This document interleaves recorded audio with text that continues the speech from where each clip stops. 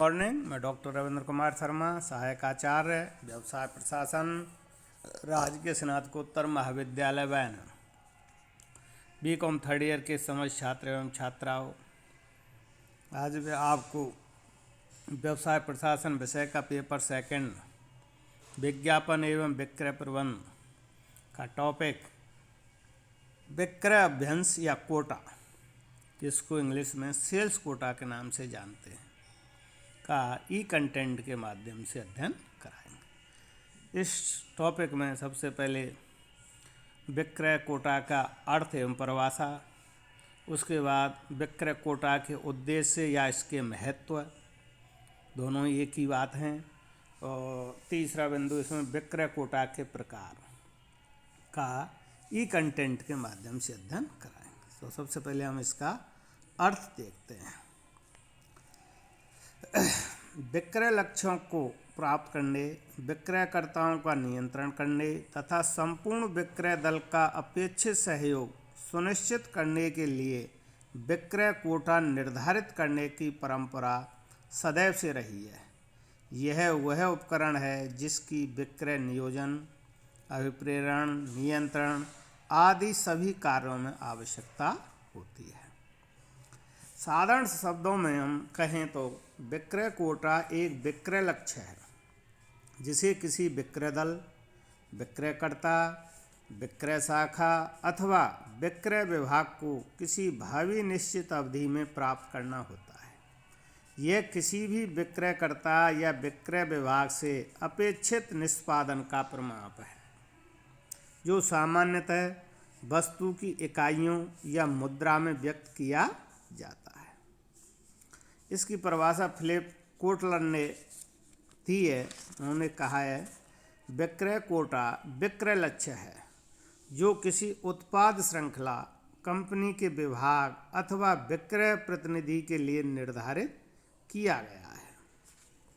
दूसरी परिभाषा नास्ट्रोम के मतानुसार विक्रय कोटा एक कंपनी के कुल अनुमानित विक्रय का वह भाग है जो किसी विक्रयकर्ता, विक्रय प्रदेश, शाखाधर, वितरक, व्यापारी अथवा किसी अन्य विक्रय इकाई के लिए लक्ष्य के रूप में निर्धारित किया गया है, जिसे उसे किसी भावी निश्चित समय अवधि में प्राप्त करना है। इस तरह से हम कह सकते हैं, उपरोक्त परिभाषाओं के अध्ययन निष्कर्ष के बाद विक्रय कोटा एक परिमाणात्मक विक्रय लक्ष्य है जो किसी संस्था के कुल अनुमानित विक्रय का एक भाग है, जो किसी संस्था के किसी भी विक्रय प्रदेश अथवा किसी विक्रयकर्ता अथवा किसी भी विक्रय विभाग या शाखा के लिए निर्धारित किया गया है तथा जिसे एक निश्चित समय अवधि में पूरा करना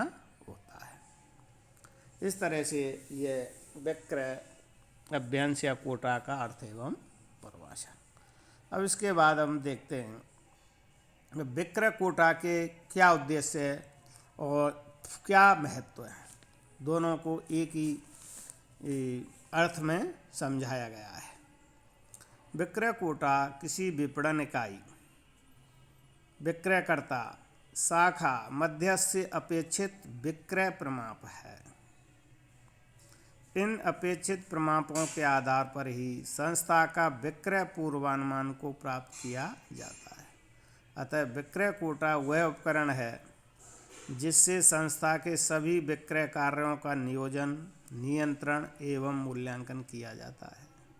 इसी के आधार पर विक्रयकर्ताओं को अभिप्रेरित किया जाता है तथा न्यूनतम लागत पर अधिकाधिक विक्रय के लक्ष्य को भी प्राप्त किया जा सकता है। अब इसके विभिन्न बिंदुओं के माध्यम से हमने इसके उद्देश्य महत्व को समझाने का प्रयास किया है। इसमें पहला है विपणन इकाइयों के लक्ष्यों को निर्धारित करना। पहला उद्देश्य और महत्व है, संस्था की अनेक विपणन इकाइयाँ होती हैं जिनके माध्यम से विक्रय कार्य को संपन्न किया जाता है। विक्रयकर्ता, विक्रय प्रदेश, विक्रय विभाग या शाखा कार्यालय, मध्यस्थ आदि सभी विपणन इकाइयाँ हैं। इनमें से प्रत्येक का विक्रय लक्ष्य निर्धारित करने के लिए विक्रय कोटा निश्चित करना पड़ता है।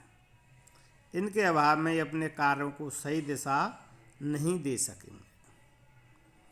दूसरा है इसका उद्देश्य महत्व है बाजार प्रदेशों का मूल्यांकन। जब प्रत्येक बाजार प्रदेश या क्षेत्र के लिए विक्रय कोटा निर्धारित होगा तो उनके मूल्यांकन में सुविधा होगी। प्रबंधकों को प्रत्येक प्रदेश की विक्रय प्रगति तथा परिस्थितियों का मूल्यांकन करने का अवसर मिल सकेगा। यदि प्रदेश में कोटा से कम विक्रय होता है तो प्रबंधक इसके कारणों को ज्ञात कर उन्हें दूर कर सकते हैं। तो तीसरी बात है महत्व का बिंदु है बाजार प्रदेशों का संतुलित विकास।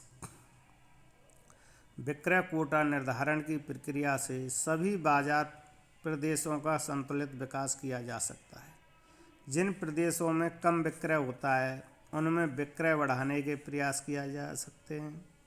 उनमें माल के विक्रय के लिए अधिक सघन अभियान चलाकर उन्हें पूर्ण विकसित किया जा सकता है। अगला बिंदु है महत्व का चौथा विक्रयकर्ताओं को प्रेरणा।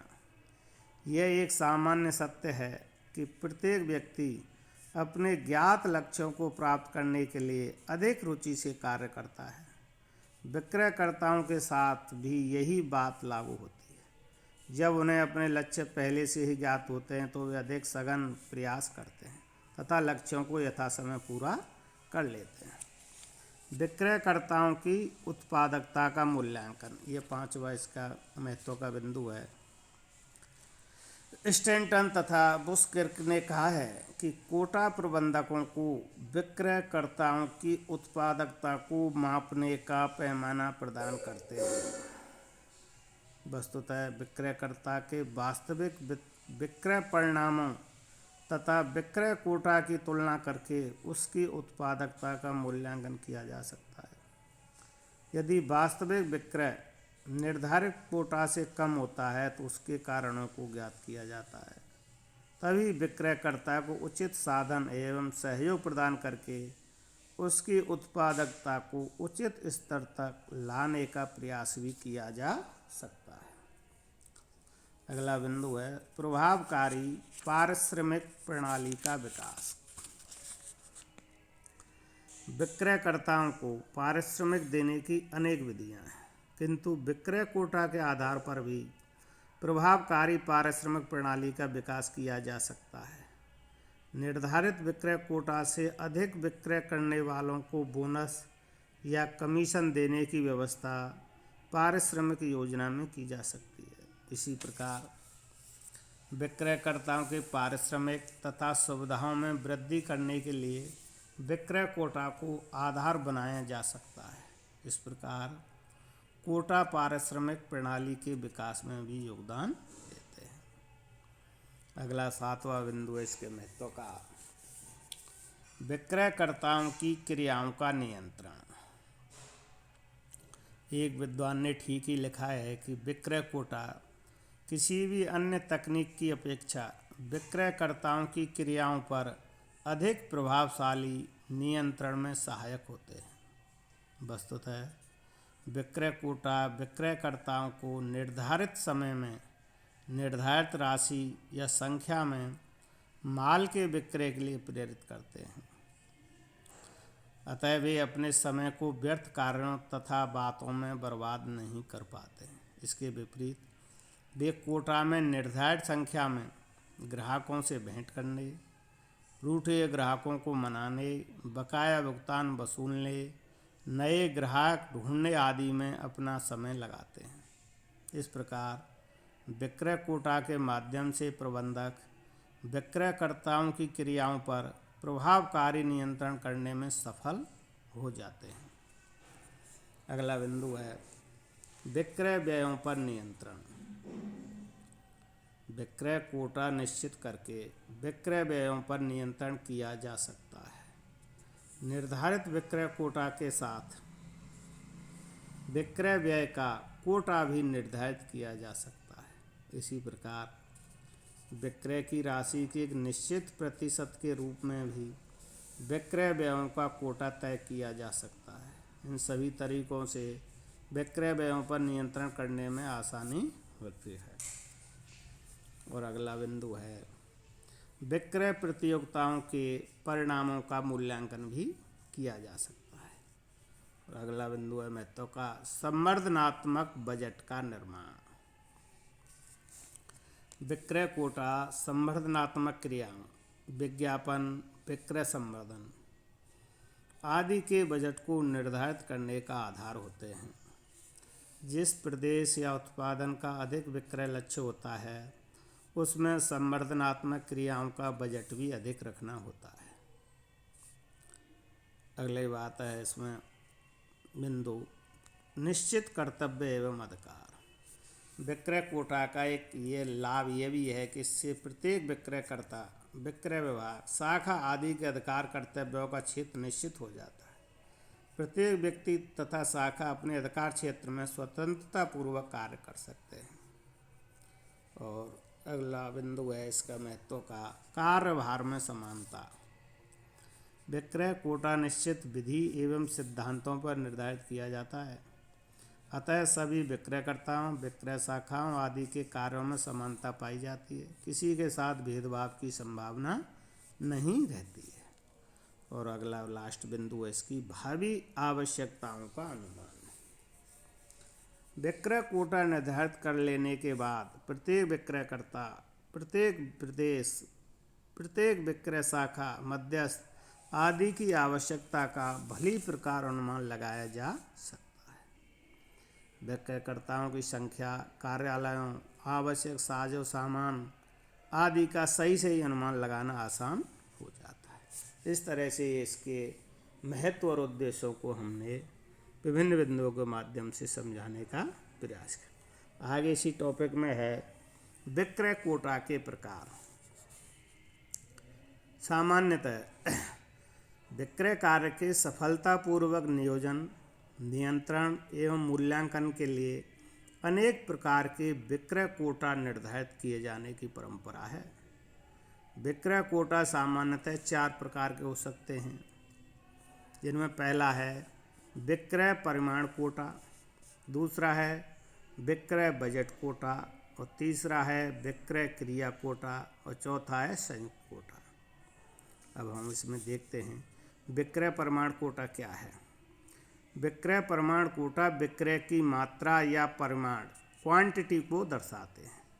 यह विक्रय परिमाण प्रत्येक विक्रय प्रदेश, विक्रय शाखा, विक्रयकर्ता, प्रत्येक उत्पाद या उत्पाद श्रृंखला, प्रत्येक मध्यस्थ आदि के लिए निर्धारित किए जाते हैं। इसके अंतर्गत विक्रय परिमाण कोटा में भी 3 प्रकार के हो सकते हैं। ये पहला है मौद्रिक विक्रय परिमाण कोटा। इसका मतलब जब विक्रय कोटा की मात्रा को मुद्रा में व्यक्त किया जाता है तो मौद्रिक विक्रय परिमाण कोटा कहा जाता है। दूसरा है इकाई विक्रय परिमाण कोटा। जब उत्पाद या सेवा की इकाइयों में विक्रय कोटा के रूप में व्यक्त किया जाता है तो वह इकाई विक्रय परिमाण कोटा कहलाता है। तीसरा है बिंदु विक्रय परिमाण कोटा। जब विक्रय कोटा को विक्रय बिंदुओं में व्यक्त किया जाता है तो उसे बिंदु विक्रय परिमाण कोटा कहते हैं। कोटा निर्धारण की इस विधि में माल की इकाइयों अथवा माल के मौद्रिक मूल्य को इकाइयों में परिवर्तित किया जाता है। जब कुल इकाइयों के विक्रय का कोटा निर्धारित किया जाता है। यह है पहला विक्रय परिमाण कोटा, जिसमें 3 प्रकार के कोटा सम्मिलित हैं। दूसरा है विक्रय बजट कोटा। बजट आय व्यय के पूर्वानुमान होते हैं, अतः विक्रय से संबंधित आय तथा व्यय को जब विक्रय कोटा के रूप में व्यक्त किया जाता है तो उसे विक्रय बजट कोटा कहते हैं। विक्रय बजट कोटा प्राय 2 प्रकार के होते हैं, व्यय कोटा और लाभ कोटा। व्यय कोटा, विक्रय व्यय कोटा खर्चों का वह कोटा है जो विक्रय से धन कमाने के लिए निर्धारित किया जाता है। विक्रय व्यय कोटा खर्चों का वह कोटा है जो विक्रय से धन कमाने के लिए निर्धारित किया जाता है। और दूसरा है लाभ कोटा। इसमें जिस कोटे में अपेक्षित लाभ के लक्ष्य निर्धारित किए जाते हैं लाभ कोटा कहलाता है। ऐसा कोटा इसलिए निर्धारित किया जाता है कि संस्था के विक्रय के साथ साथ लाभों में वृद्धि तथा खर्चों में कटौती हो सके। और तीसरा प्रकार का है विक्रय क्रिया कोटा। प्रत्येक संस्था के लिए विक्रय के साथ साथ विक्रय की सहायक क्रियाओं का भी महत्वपूर्ण स्थान होता है, किंतु विक्रयकर्ता प्राय विक्रय करने में अधिक रुचि लेते हैं और विक्रय की सहायक क्रियाओं जैसे रूठे हुए ग्राहकों को मनाना, नए ग्राहक बनाना, माल का प्रदर्शन करना, विक्रय उपरांत सेवा उपलब्ध कराना, भुगतान एकत्र करना आदि के प्रति उदासीनता दिखाते हैं। ऐसी स्थिति में प्रबंधक विक्रय क्रिया कोटा निर्धारित करते हैं ताकि विक्रयकर्ता आदेश प्राप्त करने के साथ साथ विक्रय की सहायक क्रियाओं पर भी ध्यान दे सके। और चौथा और अंतिम कोटा है संयुक्त कोटा। ये क्या है? जब उपर्युक्त तीनों प्रकार की कोटा प्रणालियों में से दो या अधिक को संयुक्त रूप से उपयोग में लाया जाता है तो वह संयुक्त कोटा प्रणाली कही जाती है। इसमें विक्रय परिमाण या मात्रा, विक्रय बजट अथवा विक्रय क्रिया कोटा को एक साथ अपनाने का प्रयास किया जाता है। इस तरह से आज इस टॉपिक में इतना ही पढ़ाया जा रहा है। धन्यवाद।